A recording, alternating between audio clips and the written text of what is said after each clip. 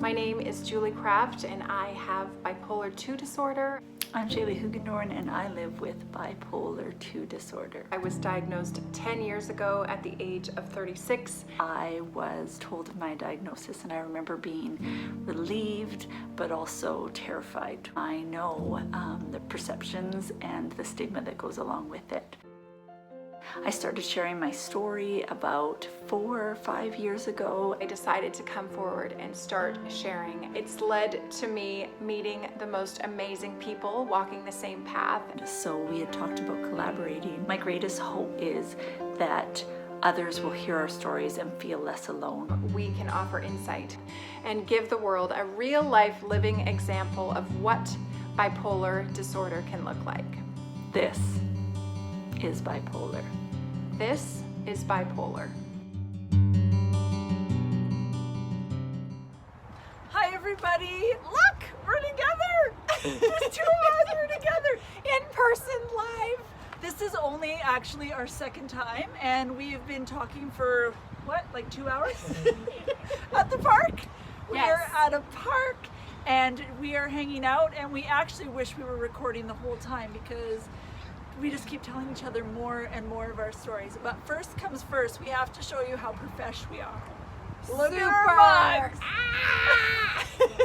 Too close! This is bipolar! So we're really, really excited about that. Yes. Just being here together, we've been talking just about so many things and we just can't believe how much our stories are the same but different. Yeah. It's just really a beautiful thing, and we thought it might be fun to just ask each other some rapid fire questions to get us to get to know us better. I know we talk about a lot of heavy things, but we are super fun too. Yes, super fun, and we have a lot of similarities. We keep discovering more and more, so right down to Oh yeah, our tattoos. We have ankle tattoos. Are you kidding me? So right ankle, vines around our legs, and I think we got them within a year of each other. I was 19, 20. So it's just the similarities keep coming, and I think we've talked about everything today from medication, Yeah. advocacy, yes, Childhood. I've cried, lots of tears, good ones. Yes. And so, yes, we are thrilled to be in person. I know. Do you know how much it's killing us not to hug? Yeah. This is very, very hard. And as you can see by our lovely background, we are in a baseball. Baseball. Dugout? What's it called? A dugout? We're in the dugout. We're in the dugout. We're in penalty time. Did you play sports? Not really. No. I joined sports, so this is where we're different. I'm an Yes. expert. I joined sports so that I could sing in the dugout and go on the sleepovers and go to the all for social. I had approximately 0% talent. And see, I'm the introvert, so the only thing I did was figure skating. I quit when we got to the jumping part, but huge fan. Watch the Olympics all the time. That's interesting. Yes, and the other really cool thing is that we came up with the idea for this podcast, this vlog, while we were actually in quarantine during the COVID-19 pandemic. And so to think that we were able to come up, brainstorm, pass ideas virtually to each other, record our first episodes over Zoom, speaks to the fact that you can advocate during a pandemic anywhere. And so I think that's what makes this even more special, that we created something apart, and so now we finally get to be together, brainstorm, talk about ideas for the future. So very exciting. And I think too, it just breaks a stereotype that I know there was always start projects and not finish, or they show on TV all the time that you just can't get it together. And I think when you are treated, you can move mountains. We get things done, right? Oh yeah. Can we get dinner made? Maybe No. not. But we have videos and footage and that kind of thing. And Right. I don't know about you, but I used to feel extremely guilty when I throw myself into one project and that I was hyper focused. But beautiful things come out of that. And like I was saying to her, if we need to eat frozen meals that I did not create myself, I don't have any guilt about that anymore. No. I Same just with don't. me. Same with me. And so that's the other thing. When I am in a hypomanic phase, working on a project, I can be hyper focused as well, but my family kind of knows.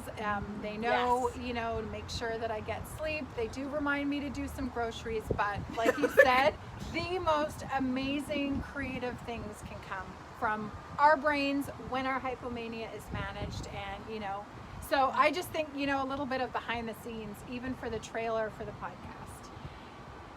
We weren't able to be together. I wasn't able to do, you know, videography. So I would literally text Shaylee, you know, I need you walking, looking 3/4 of the way west, 3/4 shot. And so, you know, I loved it. she would get the shot done, send it over, and we just made it possible. And so, yeah. And I just think, even though we're really, like, we're along our healing journey, I think that it's really even healing just to be together. We were talking about that, like, we're, you know, stable. Yeah. But, and on our, you know, and treated, but I just, even today, like, we were just like, I could feel my body just being like, I know. there is nothing that I can tell Julie that will probably not surprise her. And we were talking about too, like, how do we, like Julie was saying, she's an introvert, I am an extrovert, but how do you get, like, able to do this quickly and feel this close? But when you have a shared experience, Don't make me cry. It connects you instantly, and it's one of the best parts about coming forward with my journey. And if I had kept my diagnosis under wraps, I never would have ever connected with you. So that's definitely been one of the major parts of me getting to accepting myself, realizing I'm not weird. You know, Shaylee just sort of said, like, when I invited you to the park, you know, what were your thoughts, or thank you for coming. And I said, yes, there's initially that panic feeling, but then I just said, you know what, to be able to be with someone that understands what it's like to go through, it's priceless. So that's just, yes. and even if that is step one for you, is just relating with some other person. Can I just tell you something right now? Because we gotta address the elephant in the room. We have tried 4 different spots in this park, and every time we move, the grass cutter dude keeps coming.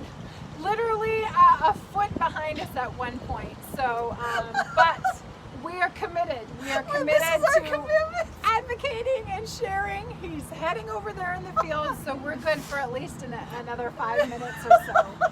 But a little bit about advocacy, though. Yes.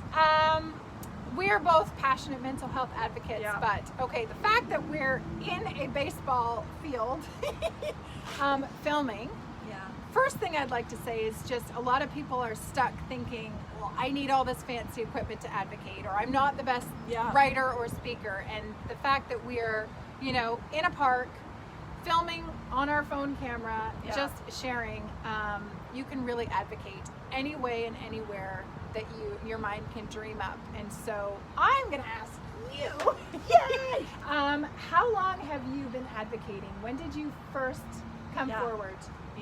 So I was talking about it, like, I ran little moms groups and things like that, so I would talk, you know, flirt around it, but I actually said the word bipolar and spoke at a She Loves event that I planned. So I planned it, and a bunch of us spoke at it, because that's what you do. Yep.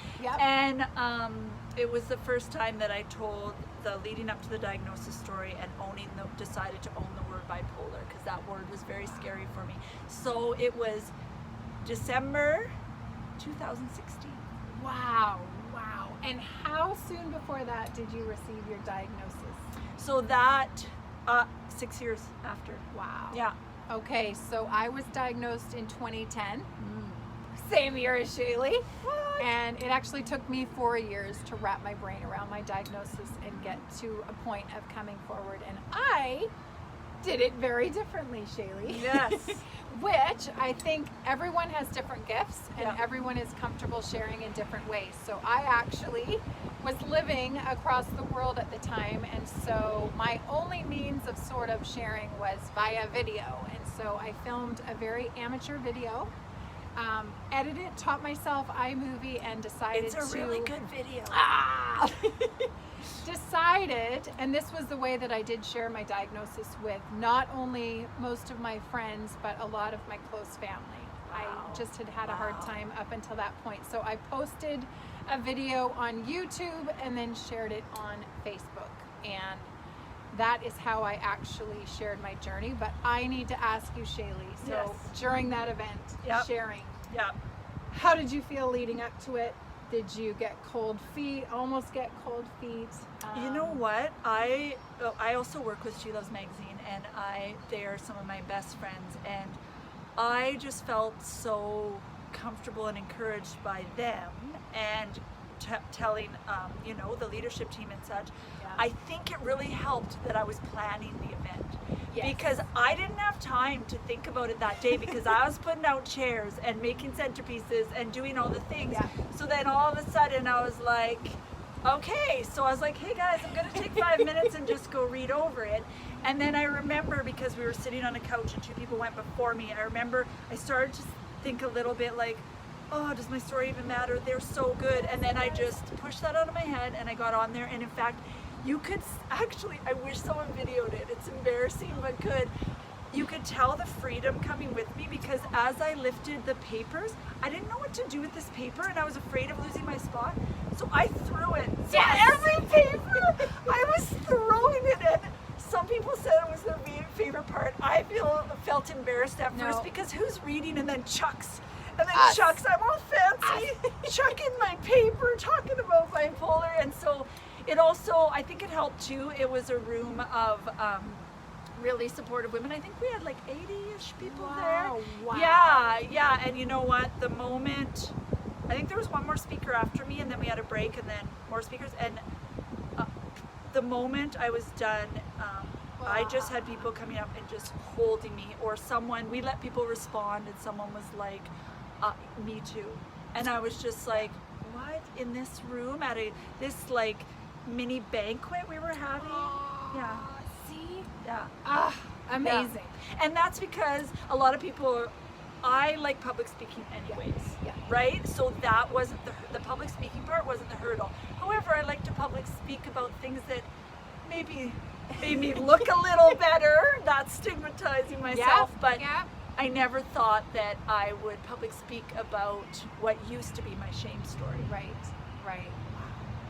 So mine was a little less public, but in the moment of posting the video, I did feel like I wanted to throw up, but I had a bit of safety being halfway across the world. We were living in Germany at the time, and I just remember I had one close friend, called her for a bit of a pep talk, and I said, I've taken the time to put this video together.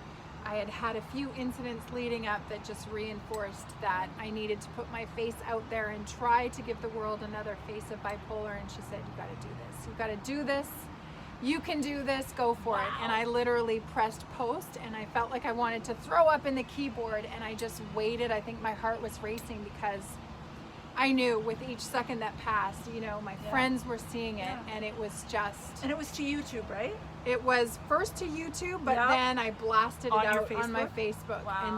And made it public and shareable, and it was just, I was braced for the worst. My husband told me, this could go sideways, and I just, the likes and the comments and then the private messages, it was nothing but love, and I didn't have one negative comment, and I just assumed that people were going to react, or maybe not react out of awkwardness, and it was just love and acceptance and empathy, and it was so freeing for me. And so that is how I did it, and I think it's so cool that we did it so differently. But I think whatever your gifting is, and I've heard you speak, you're an amazing public speaker, and so I know for you that was the best way for you to do it. And so even if it's designing a t-shirt or a mug or starting a blog or an Instagram account, I love photography and videography and editing. And so for me, the safest and most fun way for me was to make a video, and I could take my time, have it exactly the way I wanted it.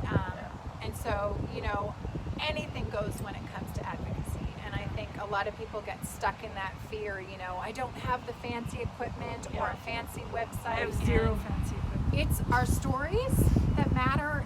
That's where the powerful stuff lies, and that no matter what, even if your footage is grainy and blurry or it's got a cage. But Yeah, and Julie and I talked about this we talk about but for the one. And if there is one person that we could help or that hears the story or feels it, so big advocacy video, absolutely get in there. But you know what? You're also an advocate if you're talking to a small group or even one person. That is advocacy. That is brave. You don't know. I was surprised how many women that were already in my life that I would have had no idea. Men a little bit less likely to talk, but on the internet it's beautiful because there's a little bit of a safety net between. But you are an advocate if you are telling even one person. Shaylee's an advocate. And I will have to say, for me too, it was one person. If my story reaches one person, but same with me, there were people that were in my life I had no idea. Some with the same bipolar 2 diagnosis. And they had said to me, you know, I was looking at you from afar, thinking you had your life together, you know, and same, vice versa. I was looking at other people, and I think the minute I was able to take that mask down and be real, what a relief I can't even describe. And then, you know, all these messages of people, you know, my aunt or my mother, or, you know, I have a friend. And so just to realize that mental health struggles affect all of us in so many different ways. And then, you know, to see all the people willing to share my video. And the other thing, creating a blog, or, you know, even a speech that's videoed. What's so fascinating is that for all time, even when I'm sleeping, someone can be watching a video or reading a book, you know, even 20 years from now. And it's a way for your story to reach as many people as possible. So, so definitely. And the other thing I'll say is some of the strangest, weirdest parts of my story have been the parts that have reached people. So, you know, someone I went to high school with, a part of my story really spoke to him, and he wrote me a letter, and I thought, oh my goodness, I almost left that part out. And then, you know, something I'll share about parallel parking and, you know, reach 10 other people that will say, oh my goodness, I have a fear with that too. I thought I was weird. So that's the other thing. Never underestimate any part of your story. And how it's going to reach someone. Now, are there any things that you've learned now that you've come online and shared quite a lot? Do you ever regret sharing too much? How do you decide what is too much to share? Because I know for me, I do realize my story, being married, being a mom, it's not only my story, it's their story as well. So I know for me, I've definitely had to. That's a really good question. So I struggle with that only because I don't generally, unless it's like a planned event, speech or whatever, talk, I generally don't plan what I'm going to say. And I think about it, but if I have, the few times I have written things down, all I can think about is what's on the paper, and I feel like I don't share from my heart. Everybody's different. So it gives me, my husband cracks up because it's the opposite. He would want the paper, but the paper stresses me out more. And because I'm so open, I don't know if I'm going to share too much sometimes. I think I've understood that what is, you know, my kids' story, now that my kids are online, I'm a bit more careful. And then also, I'm always trying to find the balance still about like childhood or this kind of things, because I talk about it with other people, like my truth or what I felt or how my lens or what I saw in the moment doesn't mean it's the entire truth. So someone in my past might not have seen it that way, and I absolutely understand that, but also it's my story too, and it happened, and so I try to balance that. I try to tell my truth, but make it very clear that it is my truth, and other people might have seen it different, and I would never want to hurt someone, but I'm also not responsible for how people are going to react, because to tie into your question, another thing I've learned is there is such a thing as a vulnerability hangover, even for an extrovert. After you record or after you speak, be gentle with yourself. Don't plan things the next day, or if you're an extrovert like me, plan things with safe people where you can just be chill, because you don't realize how much it does take out of you. It is worth it, but be gentle with yourself right after, because regardless of how elated I get after, I don't crash, but I feel my body is just as tired. Do you experience that? I definitely have had several vulnerability hangovers, especially with my book. I think there's maybe an ongoing, lingering one in those moments late at night when I think, oh, I can't believe I put that part in about me losing control in a hotel room throwing apples, which is in there if you're curious. And then I just have to trust. I know that this is what I'm supposed to be doing. I know that my story can help others. And so I know that it was the right thing for me to do to sort of open up and share that much. But definitely there are those moments where you do sort of, it's not easy to open up. We don't want to sugarcoat it. And you get beautiful reactions. I've never gotten mean reactions, but some people might put you in a box. You might not. You have to be prepared that you might not get all the reactions from the people that you expect, but it outweighs it. And also be in a safe place too. Be in a safe place when you're sharing, because sometimes sharing right in our wounds is hard. I don't wait till it's over. I like to share right in it, which is more vulnerable sometimes. And not wrap it up in a bow. We never want to do that.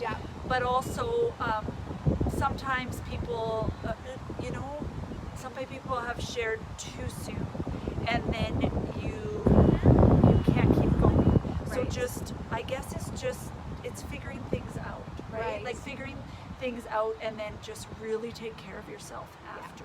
And I think for me, my motto is always better to undershare, and then you can share more than overshare and have those regrets. And for me, I do have to say, before an interview goes out, I do say, am I comfortable with, and I'll actually think of people, my mother reading this story, or,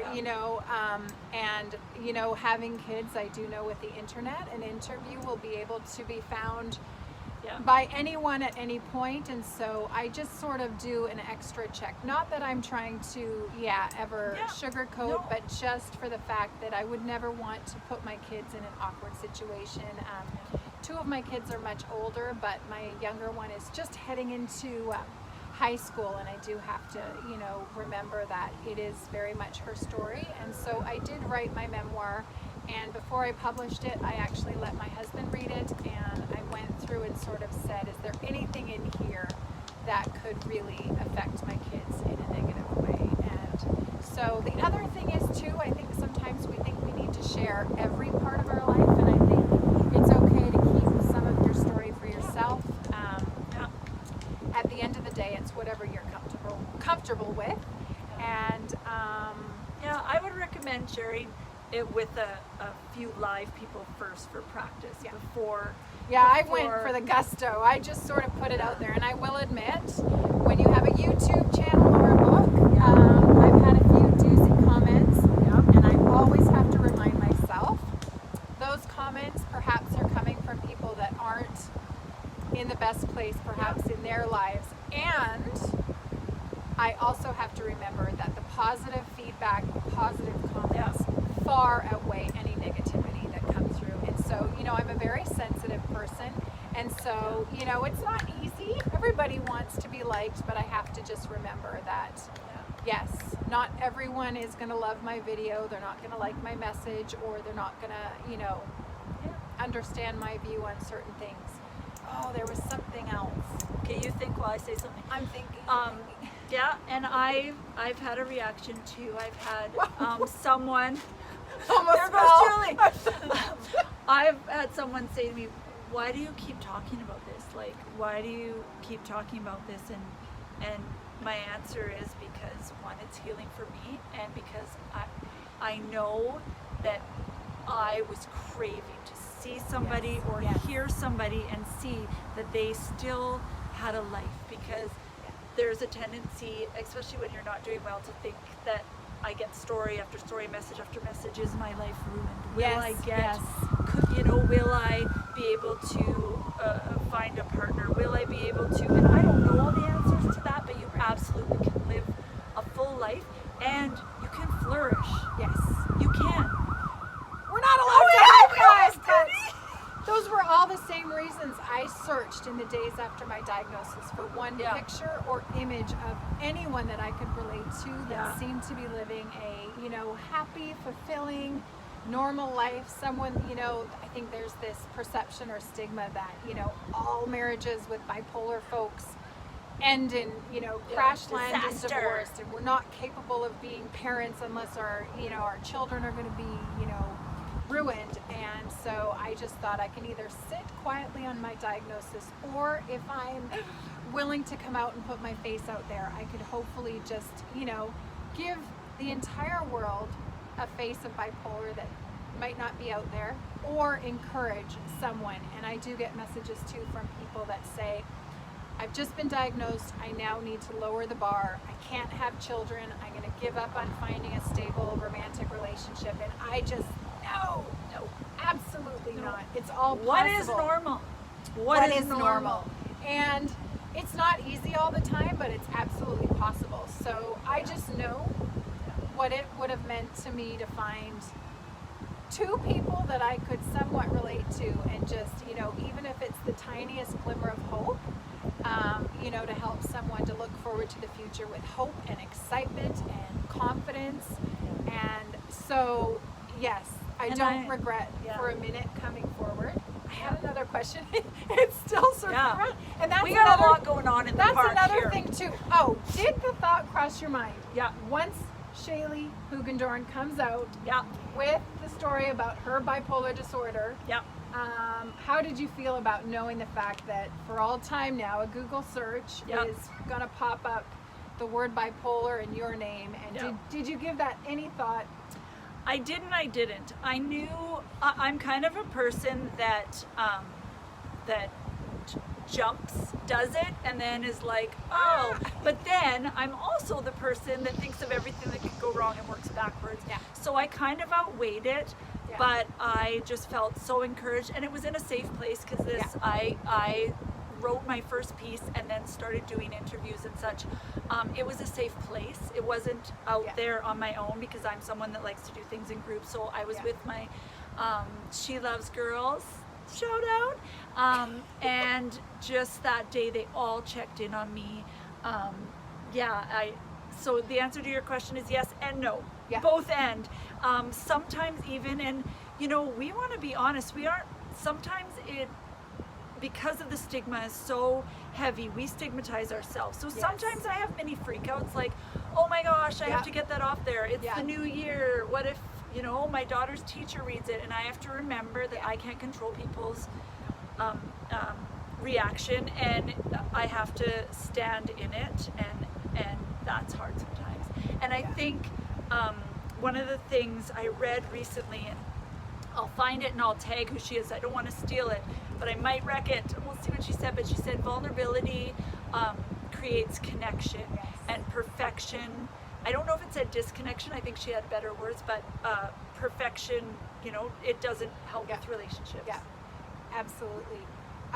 Okay, I'm still grasping. Oh. Yes, did you get your thing? Yes, just, are there any things about advocacy that you're still trying to figure out, or you're uncomfortable with? Because I'll start with myself, something that I struggle with, and I've almost, taken myself out of the game, because I have to figure out where that line is between me coming forward with my story and wanting to help people, but then feeling so ill-equipped, sometimes emotionally, or sometimes just physically in Yeah. terms of my knowledge or experience with being able to walk people through tough stuff. And I know for me, I definitely have times when I am overwhelmed myself and I just don't feel like I'm in a place where I can offer counseling advice. And then I think, well, does that make me a phony advocate? And I think for me, I've come to a place for me, I think it's okay that I'm willing to share my story. I've written my books, and then sort of just say I'm not a counselor. I'm not an expert. I care about people, but I think sometimes it's so. I don't know if that's my gift, you know. And so I've really struggled in that way, and so.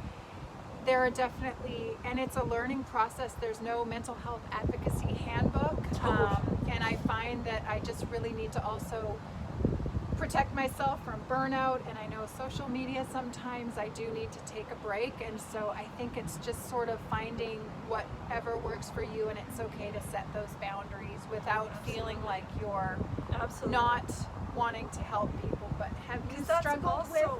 Yes, and yes. So that's also to do with personality as well, and understanding, and this is ongoing therapy for me, and I would assume for a lot of people, but what our capacity is at that time. And my capacity in hypomanic times, or my capacity during different times is a lot different. So but I don't want anyone to feel like they're uncared about. So my really smart friend Nicole said, tell people that you will send a blue heart, or be honest, because the thing is, we still have our illness. So we can't. In the beginning, I wanted to be everybody's person. And then I burnt out and I could be nobody's person. So, and we talked about our differences, what makes us anxious and what doesn't. Even if it's just small, I usually, when I'm in a good place, like responding this certain way. Julie does it, but she spent 2 years writing a book. I did not. So it depends what. And I think that's why this works. So yes, we talk about that all the time. And I told her I would never have had the guts to come forward with a podcast without your encouragement or your support. And so even if advocacy looks like finding someone else and doing that together, that's amazing too. But there were a few other things, just because I get so many letters of people that are wanting to come forward with their story. They're wondering where is a good place to start. And so I know there are a lot of websites that accept submissions. Maybe we'll list them in the comments, but I know one that comes to mind is The Mighty. And you can submit writing. And the other thing too is, don't feel any pressure. There's no timeline. There's no competition. We didn't talk about competition because sometimes, I've been asked, is there competition between? I never even thought of that. I know, because I can't touch you. I just look at it as we're all on the same team working towards an amazing goal. We don't have room or time for competition, and me supporting and rising, helping you to rise isn't me sinking and the other thing is, there's no competition between our stories. And everybody's story is so different. And so I actually had someone tell me that I was a phony face of bipolar because I didn't have a more dramatic story. And I just think all of our stories matter. They all need to be told. We're the only ones that can share them as authentically and real, as they need to be shared. And so I don't feel any competition at all, and I think that's the beautiful thing. We've just immediately been each other's biggest fans, biggest cheerleaders. The more success you have, the more stigma is shattered, and I think you feel the same, which is like, yes, because I think sometimes even as women, I don't know where it comes from, but we're raised to be competitive and that we can't join superpowers and, accomplish great things together. I think there's a quote, something about a flower blooming beside you. Something like, just because a flower blooms beside you doesn't take anything away from your beauty when your flower blooms, and we all bloom in different ways, and it's blooming amazing. Blooming amazing. I love that. Yeah, because empowered people, and my healing's connected to your healing. Oh yeah, absolutely. Right? And so we need to be there for each other. And speaking of which, go buy her book.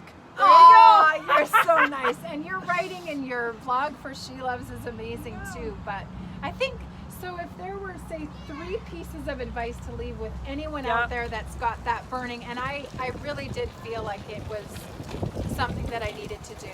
And there was it took me 4 years to get to that place. So whatever timeline, if you really feel you need to come forward, don't rush it. You've got all the time in the world, but I think you'll know. And I definitely knew when it was the time for me to come forward. But if you had 3 pieces of advice for anyone feeling that burning urge inside that they might want to come forward and share for whatever reason, and mine was motivated by wanting to put another face of bipolar out into the world, change those perceptions and the stereotypes.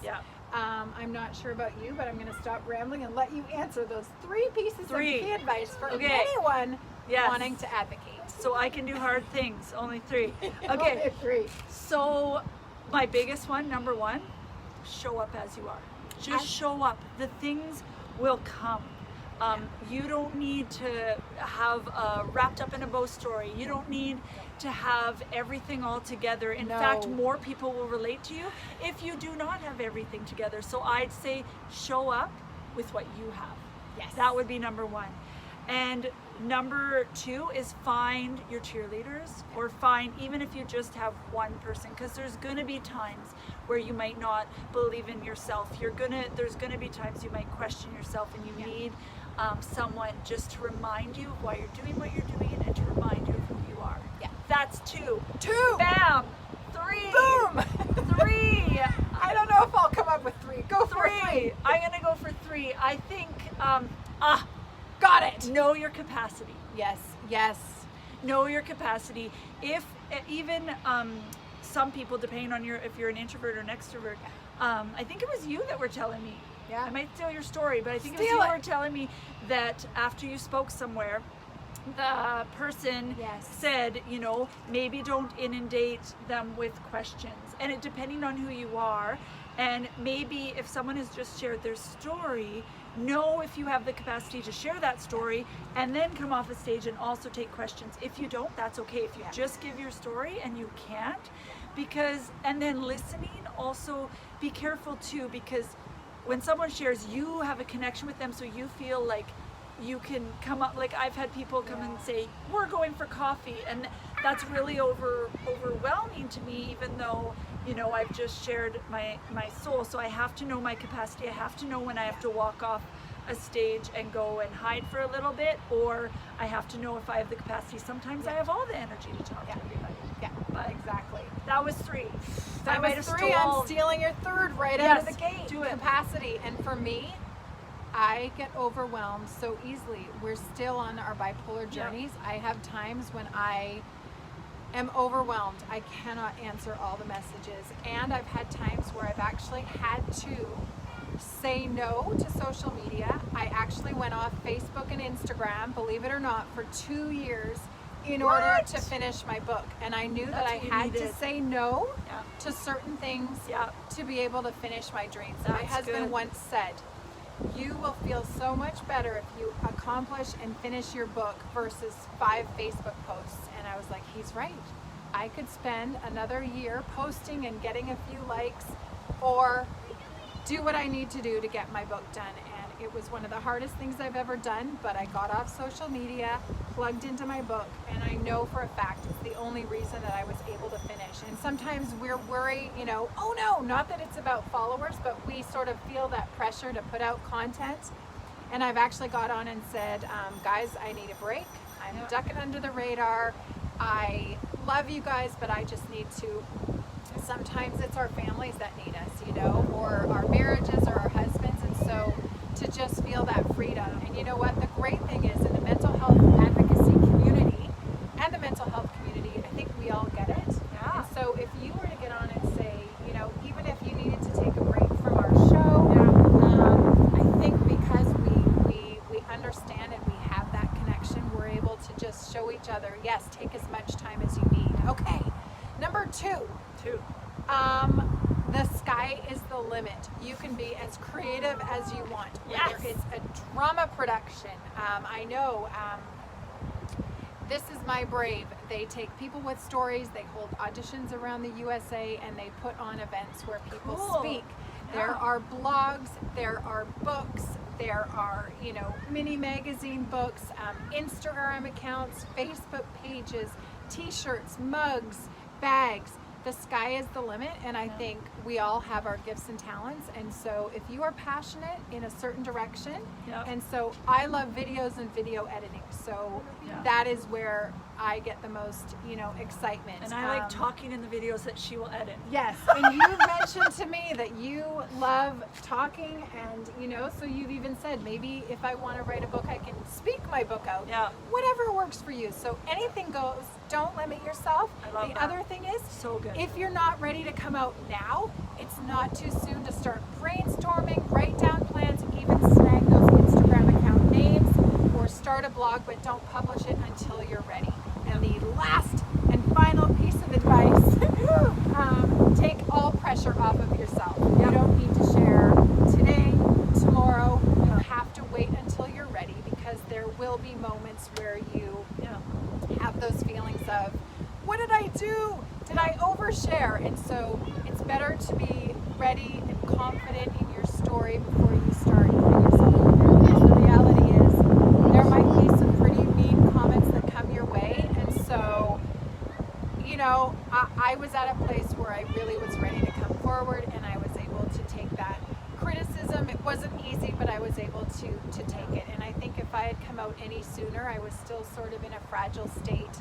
I hadn't fully wrapped my brain around. So everyone's timeline is different. But that being said, I loved what you mentioned. If we wait until we think we're all healed or put together before we come out, we could be waiting for the rest of our lives. And like you said, I think we do reach more people, I think, when we just show up real. And even for me, I have insecurities about my mind going blank during our videos. So I have the option. I can stop doing them and bug, just duck off the radar. Or I can just show up and trust that people will deal with my mind or thoughts racing. Yeah. So those are my three, Yeah. but just a huge encouragement. And I do hope that maybe one day we'll draft up a handbook, because there isn't one. But and I think Possible ideas, we're still learning too. But I think just go for it. Go for it when you're ready, and the sky's the limit. And you will be absolutely blown away by how much it heals you and how much it can help others. And I'm continually blown away by the responses and letters that I receive. Never in a million years did I think my story could help others, and it really has. And your advocacy has helped me so much. So reading your don't cry. Reading your letter, just powerful. So, yep. And we're not going anywhere. I think there is that risk of advocates burning out, but I think if we know when to take breaks, and we just go about it, take care of ourselves. We take care of each other too. And I know we've said to each other, you know what? If either of us ever get to the point where we need to take a step back, I know there's freedom in that too. So so I think we are just more passionate than ever. Hopefully we have encouraged anyone out there, given you a few ideas, given you the confidence, and just let you know just how powerful it can be. It really can. I just wanted to add one thing to yours, because we love miracle stories. We love happy endings. We love the perfect bow. I mean, I love wrapping things up. Me too. And so, but when I was in the thick of it, I wanted to throw my shoe at a TV show, or I would actually leave events where people talked about just miraculously healing and this, because when I was in it, and I believe that people can be healed, right? Yes, there can be miracles out there, but I need to be okay that I live with bipolar disorder for the rest of my life, and I need to see other people talking about that too, so that we can be okay. And I would leave. It would make me feel less than, and like I was failing, and just like, well, lucky you, right? Yeah. So I think that's why it's so important that we both were like, show up where you are, because I'm drawn to that. Yeah. And me too, and I think that's where we can get stuck in that shame, or thinking that, you know, I'm the worst of the worst of the worst. yeah. And I think that's what we said at the beginning too. We're going to show up. We're going to share it all, so that we, you know, Authentic and raw, right? authentic, raw, and unfiltered. And this is definitely raw, because we like We've to got- fix up our videos. Very nice, but we're We've showing got- up to talk about showing up. We've got kids, and we're, you know, we've had a few people go by, and I know they've been listening, and I've even advocated at the Canadian-U.S. border before. So this just goes to show that you can advocate anywhere, and yes, we could do a whole nother video about. We probably will. Yeah, We probably will. we probably will. So I will not apologize for the sound or the cage or our lovely children, etc., because we're just showing up here and we're together. We don't know how many times we're going to be able to be together. Right. So we wanted to take this opportunity, share in a different format, outside of our homes, not on a Zoom screen. Yeah. And so we will be back soon, sharing more. Probably not in a baseball dugout, but no matter where we are, Our we hope- commitment is yeah. to show up. Yeah, Yeah. and show you Yeah. that this Is is bipolar.